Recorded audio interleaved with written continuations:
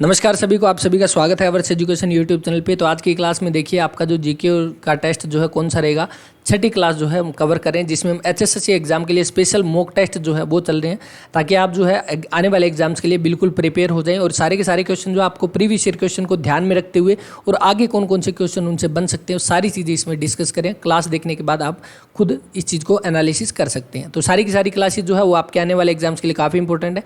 PDF आपको मिल जाएगी description में, टेलीग्राम चैनल का लिंक है, जाकर ज्वाइन कर सकते हैं। अब तक 5 क्लास हो चुकी है और 5 क्लास की प्ले लिस्ट जो है वो बनी हुई है, तो जाकर आप चेक कर सकते हैं। पहला क्वेश्चन देखिए, वेनसांग जो है एक यात्री था। तो वेनसांग कहाँ का रहने वाला यात्री था? आपके सामने 4 ऑप्शन है। तो देखिए, हर्षवर्धन के दरबार में आया था। तो सबसे पहले किसके दरबार में आया? तो हर्षवर्धन के दरबार में आया वेनसांग कब? 629 ईस्वी में। इसके बाद जो है और इंपॉर्टेंट क्वेश्चन कौन सा बन सकता है? 634 से लेकर 644 ईस्वी तक कहाँ पे रहा था? तो लगभग 10 साल जो है ये हरियाणा में रहा था। तो ये भी बात हो चुकी क्लियर यहाँ पे। इसके बाद जो है और इंपॉर्टेंट क्वेश्चन यहाँ से कौन सा बन सकता है कि इसके द्वारा जो है एक बुक लिखी गई, कौन सी? सी यू की नाम की बुक जो है वो किसके द्वारा लिखी गई? तो वेनसांग के द्वारा लिखी गई। और इसका जो है मतलब क्या था? तो पश्चिमी देशों का वृत्तांत। क्या था? पश्चिमी देशों का वृत्तांत। तो ये आपको ध्यान रखना है। सी यू की आए या पश्चिमी देशों का वृत्तांत आई तो किसके द्वारा लिखी गई? वेनसांग के द्वारा। अब ये सी यू की नाम जो है वो किस लैंग्वेज में है? तो ये चीनी लैंग्वेज में, चीनी भाषा में है, क्योंकि ये खुद एक चीनी यात्री था। तो ऑप्शन 3 आपका जो है यहाँ से राइट आंसर हो जाएगा। वेनसांग एक चीनी यात्री था जिसके द्वारा सी यू की या पश्चिमी देशों का वृत्तांत जो है वो लिखा गया था।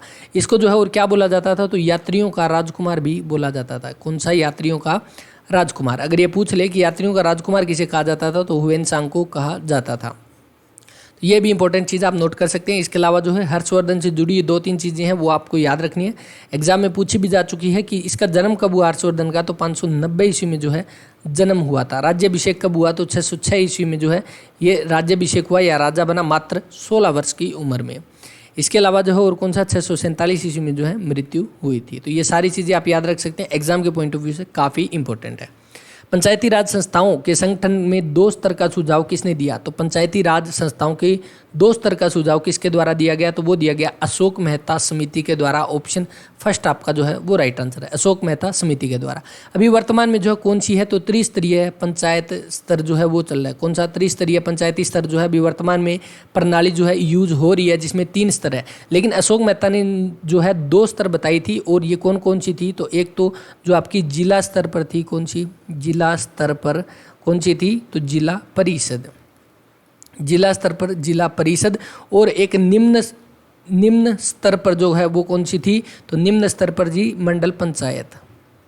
मंडल पंचायत ये जो है आपके एचएसएससी के एक ग्राम सचिव के एग्जाम में पूछा गया था कि मंडल पंचायत और इन सब से जुड़ा हुआ कि कौन सा था। तो एग्जैक्ट क्वेश्चन मुझे याद नहीं है, लेकिन इसी तरह का क्वेश्चन पूछा गया था जो अशोक मेहता समिति से जुड़ा हुआ था। तो आपको ध्यान रखना है, अशोक मेहता समिति ने कितने 2 स्तर की प्रणाली दी थी, कौन सी? जिला परिषद और मंडल पंचायत।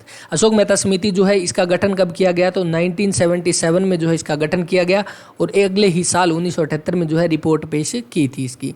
तो ये सारी चीज़ें आपको ध्यान रखनी है, काफ़ी इंपॉर्टेंट है। इसके अलावा जो है सरकारिया आयोग जो है बस आपको इतना ध्यान रखना है कब जो है इसका गठन किया गया। तो 1983 में जो है इसका गठन किया गया, और 1988 में जो है 1987 में जो है इसने अपनी रिपोर्ट पेश की थी। ये कभी और क्लास में डिस्कस करेंगे, तो आप बस इतनी चीज़ें ध्यान रखना है ऐसे। हरियाणा जो है डैश सदस्यों को संसद के उच्च सदन में भेजता है। तो कितने सदस्यों को उच्च सदन में भेजता है? तो उच्च सदन से मतलब यहाँ पे क्या है? तो वो है राज्यसभा। क्या रहेगा? राज्यसभा। अब देखिए क्वेश्चन जो क्या था वो ये था कि हरियाणा में जो है राज्यसभा की कुल सीटें कितनी है?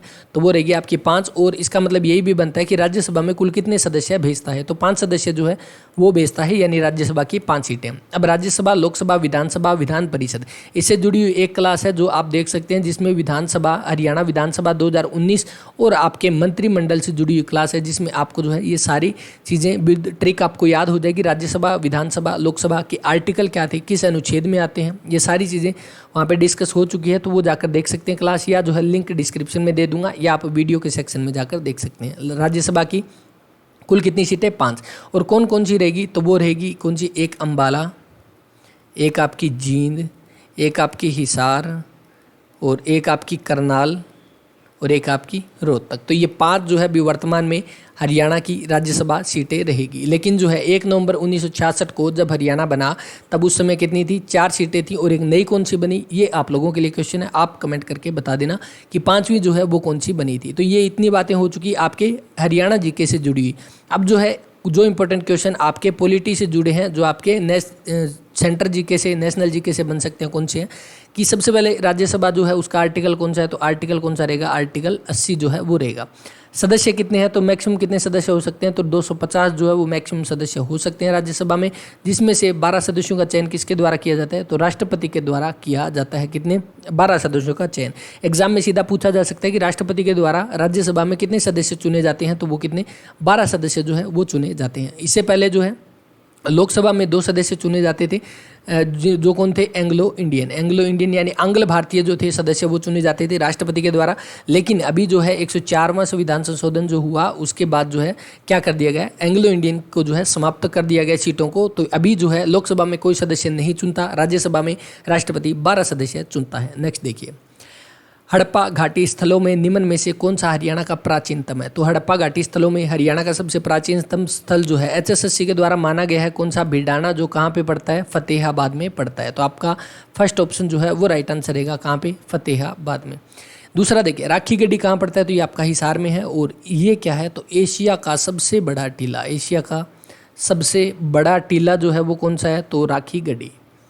ये आपको ध्यान रखना है, एशिया का सबसे बड़ा टीला राखी गढ़ी। बनावली जो है ये कहाँ पे है, तो ये फतेहाबाद में पड़ता है। और नेक्स्ट देखिए कुणाल, ये भी कहाँ पे, फतेहाबाद में पड़ता है।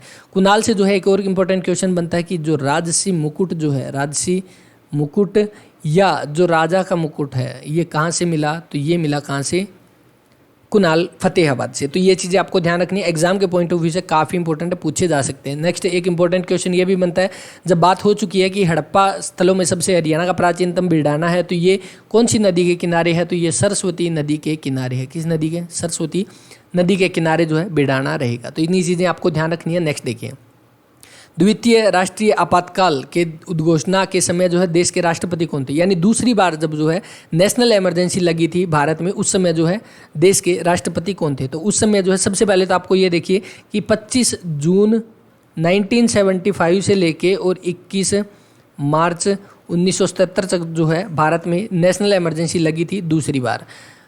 तो जो है उस समय भारत के देश के जो है राष्ट्रपति कौन थे, तो वो थे फखरुद्दीन अली अहमद जो है, यानी आपका ऑप्शन यहाँ से डी जो है वो राइट आंसर हो जाएगा। उस समय फखरुद्दीन अली अहमद जो है वो भारत के राष्ट्रपति थे। और इस समय जो है अभी वर्तमान में, यानी जब ये नेशनल इमरजेंसी जो लगी उस समय जो है प्रधानमंत्री कौन थी, तो इंदिरा गांधी जो है उस समय प्रधानमंत्री थी। कौन, इंदिरा गांधी जो है इस समय प्रधानमंत्री थी। तो ये चीज़ आपको ध्यान रखनी है। इसके बाद क्या है, इंदिरा गांधी के बाद यानी जब नेशनल इमरजेंसी खत्म हुई है उसके बाद जब दोबारा से चुनाव होते हैं तो उस समय जो है सरकार में कौन आते हैं, तो मोरारजी देसाई जो है वो PM बनते हैं। कौन, मोरारजी देसाई जो है उसके बाद प्रधानमंत्री बनते हैं। और ये प्रथम गैर कांग्रेसी PM थे। प्रथम गैर कांग्रेसी PM कौन थे, तो मोरारजी देसाई जो है, जो कि जनता पार्टी जो है इनकी पार्टी का नाम था, और उसी से जो है जुड़े थे मोरारजी देसाई। और इंदिरा गांधी के बाद जो है ये प्रधानमंत्री बनते हैं। तो ये चीज़ आपको ध्यान रखनी है, सारी की सारी चीज़ें एग्जाम के पॉइंट ऑफ व्यू से काफ़ी इंपॉर्टेंट है। और यहाँ पे जो एक और इंपॉर्टेंट क्वेश्चन और क्या बन सकता है, राष्ट्रीय आपातकाल नेशनल इमरजेंसी जो है किस आर्टिकल से जुड़ी हुई है, तो आर्टिकल 352 से जो है ये जुड़ी हुई है। तो ये चीज़ें आपको ध्यान रखनी है। नेक्स्ट देखिए, हर्षवर्धन की मृत्यु के बाद जो है राजाओं ने कन्नौज पर शासन किया। तो हर्षवर्धन की मृत्यु जो हुई थी वो कब हुई थी, तो हमने अभी डिस्कस किया 647 ईस्वी में जो है हर्षवर्धन की मृत्यु हुई। और उसके बाद जो है किस शासक ने, किस राजाओं ने जो है कन्नौज पर शासन किया, तो वो किया किसने, प्रतिहार वंश ने। ऑप्शन यहाँ पे थर्ड जो है वो राइट आंसर हो जाएगा। प्रतिहार ने जो है कन्नौज पर शासन कर लिया। हर्षवर्धन जो है 606 ईस्वी से लेकर 647 ईस्वी तक ये राजा बना था। और हर्षवर्धन के द्वारा लिखी हुई 3 संस्कृत नाटक जो है, नाटक के ग्रंथ कौन कौन से हैं, तो एक आपके प्रियदर्शिका, लेकिन यहाँ पे एक इंटरेस्टिंग चीज़ और भी है कि प्रियदर्शिका, दूसरी नागानंद, प्रियदर्शिका, नागानंद और तीसरी रत्नावली। ये तीनों जो है किस भाषा में थे, तो ये संस्कृत भाषा में थे। और ये किसके द्वारा लिखे गए, तो ये हर्षवर्धन के द्वारा लिखे गए। लेकिन कुछ इतिहासकारों के द्वारा ये भी बताया जाता है कि ये धावक नामक एक कवि था, क्या नाम था, धावक नाम का एक कवि था, उसके द्वारा ये लिखे गए थे। लेकिन जो है हर्षवर्धन ने उसको कुछ इनाम में देके, कुछ पुरस्कार देके जो है ये अपने नाम करवा लिए। लेकिन जो है आपको बस ध्यान रखना है, प्रियदर्शिका, नागानंद और रत्नावली जो है ये संस्कृत भाषा में थे। किसके द्वारा लिखे गए, हर्षवर्धन के द्वारा लिखे गए। नेक्स्ट देखिए, भारत के मुख्य चुनाव आयुक्त की जो है नियुक्ति कौन करता है, तो भारत के मुख्य चुनाव आयुक्त अभी वर्तमान में कौन है, तो अभी वर्तमान में सुशील चंद्रा जो है, सुशील चंद्रा जो है अभी वर्तमान में भारत के मुख्य चुनाव आयुक्त है। और मुख्य चुनाव आयुक्त जो है ये कौन से नंबर के हैं, तो ये अभी वर्तमान में 24वें नंबर के हैं। और इससे पहले कौन थे, 23वें नंबर के। तो 23वें नंबर के भी आपको ध्यान रखना है, कौन थे, सुनील अरोड़ा जो है, सुनील अरोड़ा जो है 23वें नंबर के आपके मुख्य चुनाव आयुक्त थे। इसकी जगह पे जो है 24वें नंबर पे सुशील चंद्रा बने हैं। तो ये अभी जो है आपको ये बताना, मुख्य चुनाव आयुक्त की जो है नियुक्ति कौन करता है, तो वो करता है राष्ट्रपति। ऑप्शन आपका सी जो है वो राइट आंसर हो जाएगा। राष्ट्रपति जो है वो नियुक्ति करता है मुख्य चुनाव आयुक्त की। अभी वर्तमान में सुशील चंद्रा जो 24वें नंबर के, सुनील अरोड़ा 23वें नंबर के। और जो पहले नंबर के, सबसे पहले आपसे पूछा जा सकता है कि भारत के पहले मुख्य चुनाव आयुक्त कौन थे, तो वो थे सुकुमार सेन। कौन थे, सुकुमार सेन जो है पहले मुख्य चुनाव आयुक्त थे। और भारत के जो है मुख्य चुनाव आयुक्त जो है, इससे जुड़ी एक और कि इनका जो है कार्यकाल कितना है, तो कार्यकाल इनका कितना, 6 वर्ष या जो है 65 वर्ष जो है मुख्य आपके जो मुख्य चुनाव आयुक्त है इसका कितना रहेगा, 6 वर्ष या 65 वर्ष। लेकिन जो आपके मुख्य को छोड़कर आपके दूसरे सीधे जो चुनाव आयुक्त है उनकी कितनी, 6 वर्ष या 62 वर्ष जो है एज होती है। तो ये आपको ध्यान रखनी है, एग्जाम में ये चीज़ें पूछी जा सकती है। नेक्स्ट देखिए, मानव नेत्र के दूरदृष्टि दोष को यह भी कहा जाता है, तो दूरदृष्टि दोष, सबसे पहले तो ये देखिए दूरदृष्टि दोष। तो दूरदृष्टि दोष जो है आप इसके नाम में कंफ्यूज नहीं होना, क्योंकि दूरदृष्टि दोष का मतलब ये है, इसमें तो ये दिया हुआ है दूरदृष्टि दोष। दूरदृष्टि दोष का मतलब है कि दूर की चीज़ें साफ दिखाई देती है, दूर की चीज़ें साफ दिखाई देती है, लेकिन निकट की जो है साफ नहीं दिखाई देती। तो आप इसको जो है ध्यान रखना है, दूरदृष्टि दोष में दूर की वस्तुएं तो साफ दिखाई देती है, लेकिन निकट की वस्तुएं साफ दिखाई नहीं देती। और जो है दूरदृष्टि दोष को क्या कहा जाता है, तो इसको कहा जाता है हाइपर मेट्रोपिया। हाइपर मेट्रोपिया जो है वो कहा जाता है दूरदृष्टि दोष को। तो यहाँ पे आप देखिए ऑप्शन आपका सेकंड जो है वो राइट आंसर रहेगा। हाइपर मेट्रोपिया जो है वो बोला जाता है दूरदृष्टि दोष को। अब देखिए, दूरदृष्टि दोष से आप एग्जाम्पल ले सकते हैं, जैसे अपने जो बुजुर्ग जो है, अपने दादा और जो है वो क्या है कि उनको दूर की चीज़ें साफ दिखाई देती है, लेकिन जब अखबार पढ़ते हैं या कोई चीज़ हम उनको दिखाते हैं तो उस समय जो है वो चश्मा लगाते हैं, यानी उनको दूर की चीज़ें साफ दिखाई देती है लेकिन नज़दीक की चीज़ें साफ दिखाई नहीं देती। तो उनको क्या है, दूरदृष्टि दोष है, यानी हाइपर मेट्रोपिया है। इस कंडीशन में जो है कौन सा लेंस लगाया जाता है, तो ये एग्जाम में पूछा जा सकता है। तो उत्तल लेंस जो है वो लगाया जाता है, उत्तल लेंस यानी कन्वेक्स लेंस जो है वो यूज किया जाता है किसमें, हाइपर मेट्रोपिया में। इसके अलावा जो है आप दूसरी चीज़ देखिए कि आपका जो है निकट दृष्टि दोष जब हो, निकट दृष्टि दोष जब होता है तो उसमें जो है आपका कौन सा, इसको क्या बोला जाता है, तो मायोपिया बोला जाता है। आप ऑप्शन फर्स्ट जो है देख सकते हैं, मायोपिया का मतलब है निकट दृष्टि दोष। और इसमें जो है कौन सा आपका अवतल लेंस जो है वो यूज होता है, अवतल लेंस जो है वो यूज होता है, यानी कनकेव लेंस जो है वो यूज होता है आपका निकट दृष्टि दोष में। तो ये चीज़ें आपको ध्यान रखनी है। एग्जाम में साइंस से जुड़े हुए ये क्वेश्चन है जो पूछे जा सकते हैं और कई बार जो है एग्जाम में पूछे जा भी चुके हैं। नेक्स्ट देखिए, आपको कुछ एक इंपॉर्टेंट जो है हरियाणा के व्यक्तियों के उपनाम जो है वो आपको ध्यान रखनी है। राजनीति का चाणक्य किसको बोला जाता है, यानी हरियाणा का चाणक्य चौधरी भजन लाल को जो है वो बोला जाता है। रॉबिन हुड किसको, जगत जाखड़ को जो है बोला जाता है robin hood. Karnal express Navdeep Singh को जो क्रिकेटर है उनको बोला जाता है।